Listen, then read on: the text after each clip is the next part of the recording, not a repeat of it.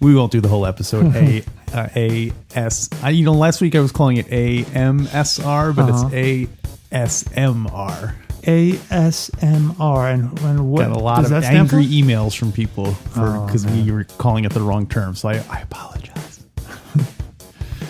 And what does ASMR stand for? Auditory blah blah blah response. Okay. Stimulation, sensory. I don't remember. Now you're going to get a lot more angry emails. At least I'm admitting I don't know what it is. Yeah. Not like before. Anyway, I'm Alex Robinson. And I'm Andy Robinson. And together we are the Godfather Minute Brothers. And today we're talking about Minute 66. A minuto. A minuto numero 66.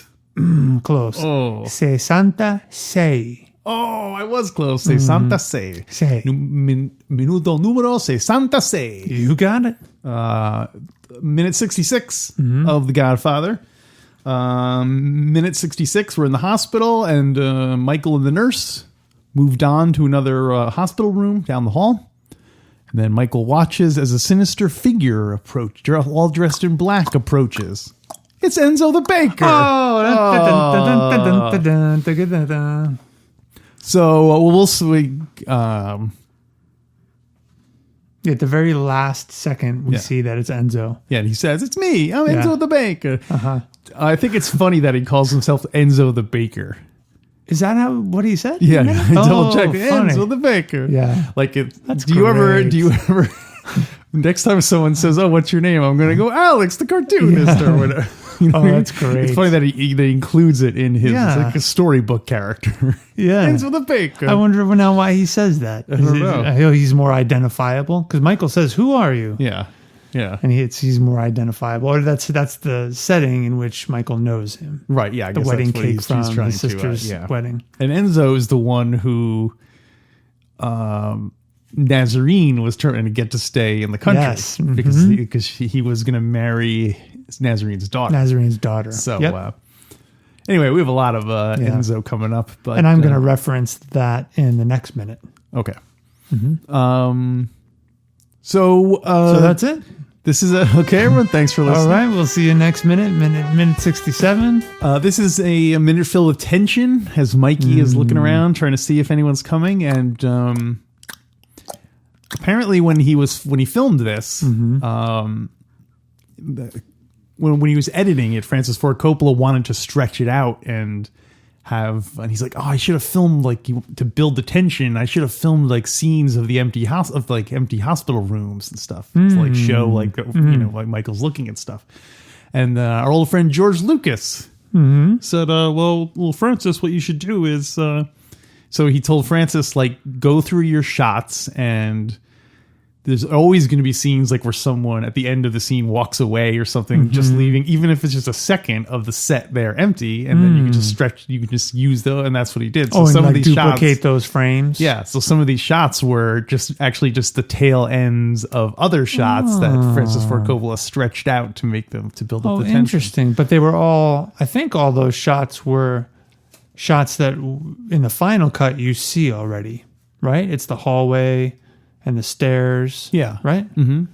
It's not like there are new shots. Wait, so are you saying Coppola wished he had filmed other rooms that were not in the film? No. He's like, I didn't film any scenes of the empty hallway that I could build the tension around and then George Lucas said, "Well, just use the force, Francis." Yeah, there you go. Yeah, so, that's awesome. Look at George Lucas. Where did he learn that, do you think?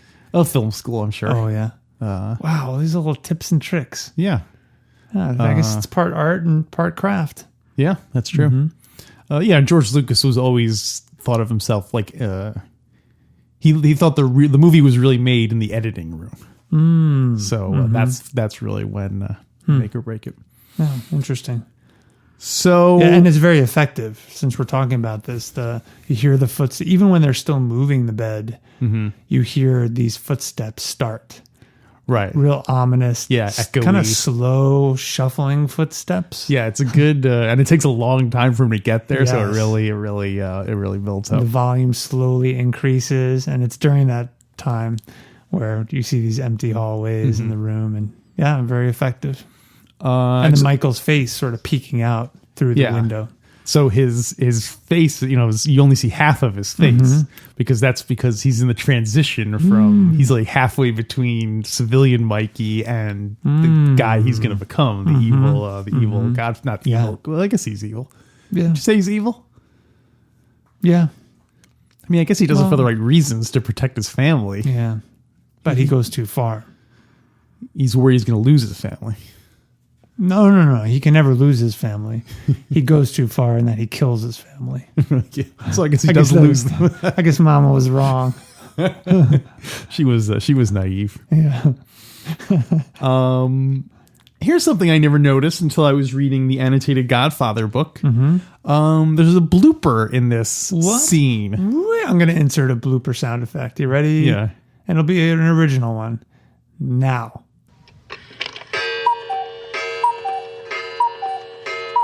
What'd you think? I like it. It definitely conveys blooperosity. Yeah. So when they're rolling the bed around and they bring it into the other room and they're rolling it through the other room and the bed hits the side of the door and Marlon Brando lifts his arm like he instinctually reflex just lifts his arm up. You could totally, when you see it, you're like, oh my God, you could totally see it. I didn't even notice that. Yeah, it's his left hand. Wow. Left hand, yeah. Wow, interesting. He just like lifts it up. So there you go. Was his hand hanging off the bed? I don't think it was hanging off, but I'm guessing it hit right It was where close enough. That, I guess he was worried his finger was going to be pinched or something. You do see Michael right when they get through the door, about halfway through the door. You see Michael's facial expression change, and he kind of he like opens his mouth and kind of grits his teeth, and his face gets strained. Yeah. I wonder if that's at that same moment when he realizes that happened, because he's pulling on the so bed. he's like wincing because he's like, oh, that shouldn't have happened. Yeah. Oh, that's funny. Or like I bumped Pop's arm, still in character maybe. Yeah. But it's funny, I noticed Michael's expression change, but I didn't even notice that. Oh, that's funny. Don Corleone moving his hand. And this was Marlon Brando's first scene. First scene he filmed? First scene he filmed was the hospital stuff. Wow. So, and already he's causing bloopers. Oh, I know. Although it's the most straightforward. You just lay on that gurney and don't move. The first 18 takes, he was even talking like, I'm so sick. What's my hand? What's my hand? Yeah, what's my hand? I got this hand. This hand ain't a shirt. I ain't no Hollywood big shot. They're already regretting. That's why Francis Ford Coppola was having a coronary, because he couldn't get through that scene. You've seen Apocalypse Now, right? I saw it then. Years ago. Yeah. Okay, so you haven't seen it. You and I saw in the theater with Dad. Oh, I know. So you were even younger than I was, and I shouldn't have seen that movie. So I can't even imagine what you were. You had to be like 5 years old or something. Yeah, and I remember being in the theater, but I don't think we saw the whole thing in the theater. Did we leave? No. I take it back. I do remember being fell asleep. Bored out of my mind, because I do remember all the Brando stuff in the theater. Like, what is going on? Right. It was Scarface that he took us to, and he took us out. Oh, I don't even remember seeing that. Oh, he took us to Scarface in the theater. Wow. And we left. I think it was. I mean, there's a scene where his buddy's getting cut up with a chainsaw. It may have been around then. Wow. Yeah. Oh, that's so funny. I had no memory of that. Yeah. I remember he took us to see Animal House too. Oh, I don't remember when we were way too young, or at least me. I remember. I remember maybe you weren't in the there. Theater. So maybe he had you watching Scarface in one theater, and me watching Animal House in the other. We had different fathers, different families. I'm not even sure we're related. Well, when did Animal House come out? 1980? No, it was like 70. Oh, really? It was like early 70s? I remember I was like in second or no. All right, we asked. We'll answer. Write that down. I should just do it. I'm going to take a guess. You're going to just look right now? Yeah, I'll just look right now. What's I'm going to guess, I just saw this special about John Belushi too. I'm going to guess 79. I'm going to say... So it was shortly after Saturday Night Live. It was kind of the first thing he did after Saturday Night Live, or while he was still working. Saturday, So maybe it's like 77, 78. Are you just I'll say, I'll stick with 80. I know it's wrong, but 78. 78. Okay. 78. So I would have been 9 years old. Yeah. Although wait a minute, if it came out in the summer of I could have been as young as 8 years old. And if you were there, you would have been like 5. I'm only 8 years old. Oh, Pop. What was it rated? Animal House? Yeah. Definitely rated R. I remember because So how do we get in? Oh, I guess you could go in with the parental guidance. No, that's PG. It's restricted. You have to be accompanied by an adult. Oh, yeah. So I remember because it was the first time I saw a boob in a movie. Oh. So I was like, whoa. Yeah. So. Yeah, that's a great scene. Wait a minute. Are there any... So can you get into any movie if you are accompanied by an adult? No, that's not. Well, it's NC-17. I think NC-17 was even you have to be over 18 to get in. Yeah. Right. Yeah, I think you have to be 18. Yeah, over 17. Yeah. You either have to be over 17 or 18. What does NC stand for? No comprende. I don't know. No kids. That was quick. No kids. Wait, how do we start talking about this? Animal House. Oh, I asked you if you saw Apocalypse Now. Yes. Yeah. I definitely want to see it again because I want to watch Brando's monologue at the end. Mm-hmm. Yeah. Well, he's not in it that much. No, yeah, he's only in that last scene, which is almost like an entirely different movie. Yeah. So, is it worth us watching and then doing a bonus episode about? Sure. Yeah. Why not? Yeah. And we still have to get the last Don 2. And also, I know we talked about Slither last week, but we've decided that I'm going to wait until I finish it because I kind of want to. I will finish it and then we'll discuss. And then you'll watch the first half. Okay, so we could do that. It's a really odd experience missing the first. Yeah. And these are 70s movies, so they're usually over 2 hours long. Yeah, I think this one's 2 hours. Yeah, so I missed the first probably 40 minutes. So the bulk of the story. So there's 20 minutes that we overlap. That 20 minutes. Well, where did you end? It was an hour in. Okay. I don't remember what was going on. I when I see it, I'll remember. But I started right when they were going through a toll booth, and James Caan's character gets out and he gets shot. Oh no! Yeah, just riddled with bullets. Are you sure you watched the right movie? Because this. Yeah, I just didn't see the beginning. That's all. So I don't know who the character was. I don't know how he makes his living. That's what happens to Sonny Corleone in The Godfather. What do you mean? He gets shot multiple times on the causeway. They shot Sonny on the causeway. Wow! So he's pigeonholed. He's what do you call that? People typecast. In the 70s, people loved movies about people getting shot in and around causeways. I heard it was even a thing where people started building their own causeway sets at their houses and refilming it. Do causeways still exist? I don't even know quite what it is. Exist. Yeah, because I know, but have you ever say, "Oh, get on the causeway"? I would say highway. Because a causeway is a narrower stretch of land between two bodies of water.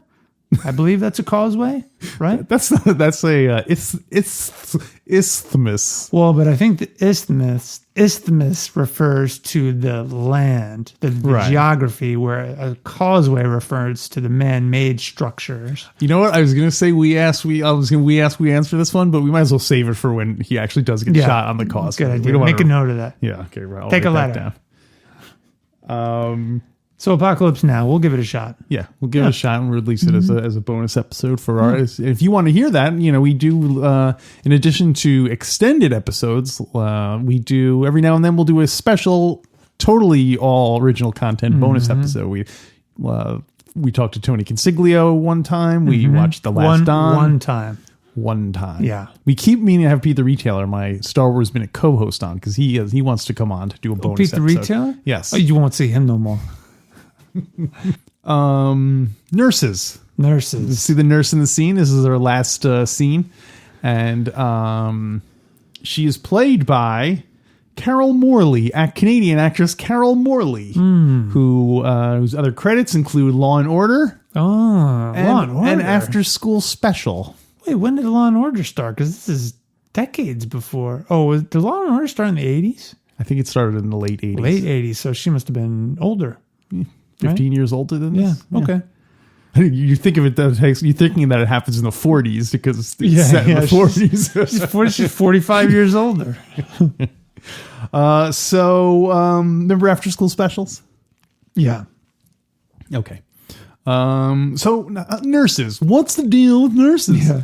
And before you go on, I realized that the Law and Order episode that what's her name? Morley? What was her? Carol Morley. Carol Morley was in, as she was on trial for violating the Nightingale Pledge. Oh. Which we talked about in the last bonus episode. Yeah, if you're interested, go back, join as a supporter. Just a buck a show. A buck a show. You can learn all about the Hippocratic Oath, the Nightingale Pledge, and get access to many of our Godfather original songs. Oh, that's right. Tunage. Cannoli Countdown. You can add it to your playlists. Mm-hmm.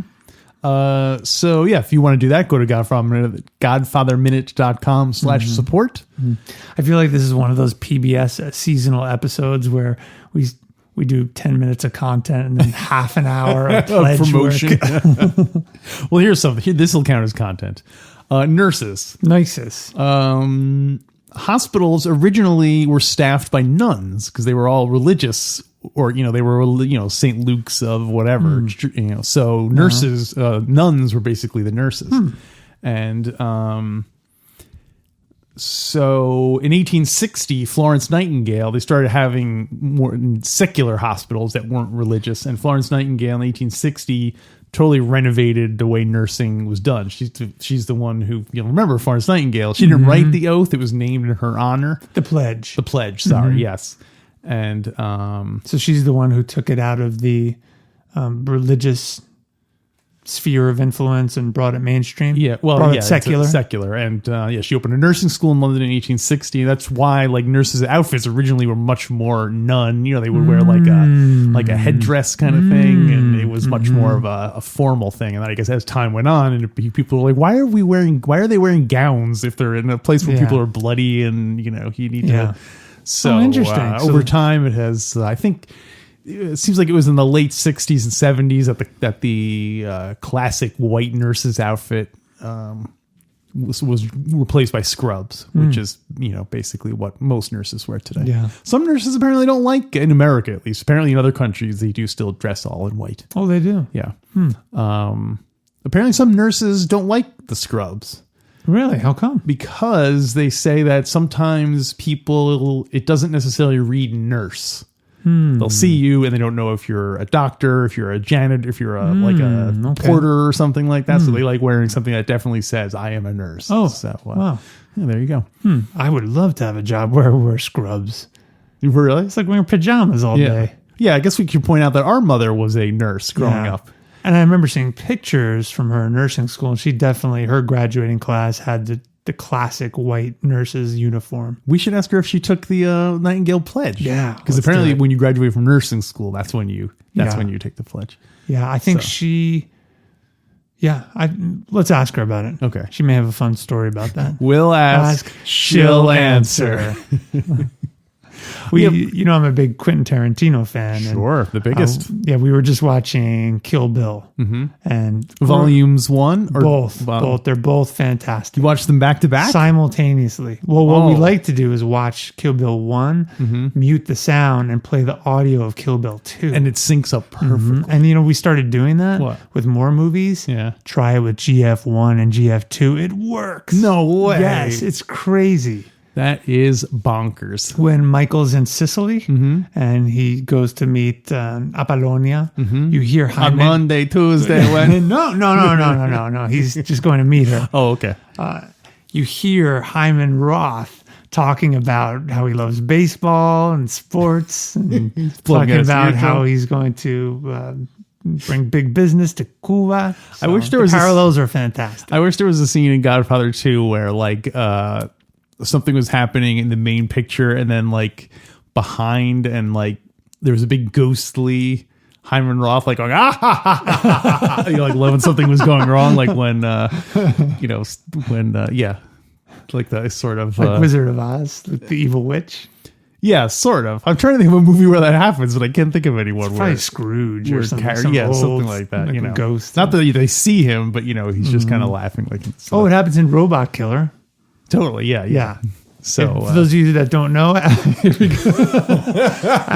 Alex and our best friend Lawrence Papalizio Jr. made a movie, Robot Killer, years ago, and it still holds up. It's an action sci-fi horror comedy, of course. And go to robotkiller.com where you can watch the free trailer. And we have a pledge level where if you do pledge, you get a copy of it autographed by 2 of the stars. Yes. So we know how much you appreciate us here at PBS and how we bring you programming that no one else will bring you.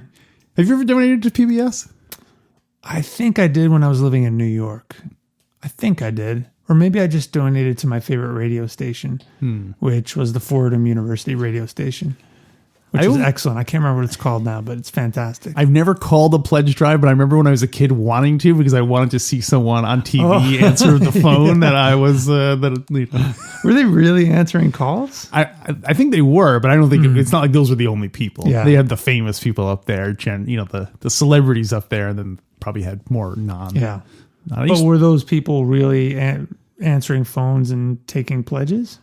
I think so. I think it would have been illegal for them not, like, if they couldn't say that they're doing that and then not actually be doing it. Oh, no, I mean, in addition, they would have a separate office taking calls, but the people you saw on TV were just actors and actresses. That's a good question. I think they are really doing it. Okay. How could you get that many phone lines onto a soundstage? It's crazy. Yeah, you'd think it would need to be an office space. Well, maybe if you look, the lines are going all the way through the hallways and each one goes to a different person's office. So that's do they still do those? Telephones? Yeah. Well, they still do pledge drives on PBS. Yeah. So yeah, I'm guessing they still do that. The Jerry Lewis one, I think, is done. I used to watch that one periodically. Yeah. Did you ever watch Joe Franklin? Do you know who that is? I don't even know who that is. I don't know who he is. I don't know how he makes a living. Who's Joe Franklin? Joe Franklin was a New York talk show host, and he was on like Channel 9, and he was an old guy, and his whole thing was like the golden age of New York, Broadway, and he would talk about that all the time, and so it was a talk show. He'd have guests come on, and when I was a kid, I remember watching it and being like, I don't know who any of these people are, like any of these so-called famous people are. Yeah, because they weren't Mark Hamill. Can't name any of the actors. Oh my gosh. I almost said because they weren't Mark Hamill, Han Solo, Chewie. Do you remember any of them now? Well, so the thing is then, like, after I graduated college and I was in New York and I watched the Joe Franklin show again, and I was like, well, I must now. I'm older. I must know. And I still didn't know anything. I think that they're just so unfamous for the most part that they're just like, they're like barely. So were they B-level celebrities? Oh, they were like Z level. Oh, okay. They were either like up and comers or down and outers. Okay. Or down and goingers. What's the opposite of up and comers? Going downers. Way now. You know what I mean. Oh, so that kind of show. Yeah, but Spinal Tap was on it one time as Spinal Tap. Oh, okay. So this was a mainstream talk show, or is it like a cable access, like a New York It was City closer cable? to a cable access show, but it had like a cult kind of following because he was such a weird. During the break, before we do the bonus content, which you can get by going to godfatherminute.com/support, we'll show you a video just so you can get familiar with it. But if Spinal Tap was on, it had to be somewhat mainstream, right? Well, I think because they were doing it kind of like as a goof. Oh, okay. And also it was the perfect thing actually for the band Spinal Tap to be doing because they're in the Where Are They Now file. Perfect. That's great. So anything else for minute 66? Enzo visits the hospital. Do we want to play Shoot the Turk again for the countdown, or do we not want to wear it out? No, let's not wear it out too soon. We can do it next time. But we do have to rate this minute. I'm going to go ahead and give it another 2, despite the fact that Enzo the Baker shows up. I'm Enzo the Baker. I want streamers to fall when he says that. Scratch that. I'll say 3. I'm going to give it 3 stars. Why the change? The tension builds up. We see Michael looking, and I feel like this one almost works as its own little story because it's a beginning, middle, and end. They're moving him. They're hiding. A guy shows up. Who is it? It's Enzo. The end. Yeah. So the Enzo. The Enzo. Well, but my brother Marlon Brando is not in it. Sure he is. You see him jerk his hand up. That's right. Oh, so wait, does the presence of the blooper raise the rating or lower it? Oh, raises it. It does. There's so few of them that there has to stand out as a showcase minute. So I'm going to say 3 stars. Okay. Yeah, I could be convinced. Okay. 3. I was actually going to flip mine to 2, Huh. but because Marlon Brando is not in it. But yeah, you convinced me. He is in it. 3. I'm gonna go back and watch that blooper. Okay. And Joe Franklin. And Joe Franklin. Okay. Yeah.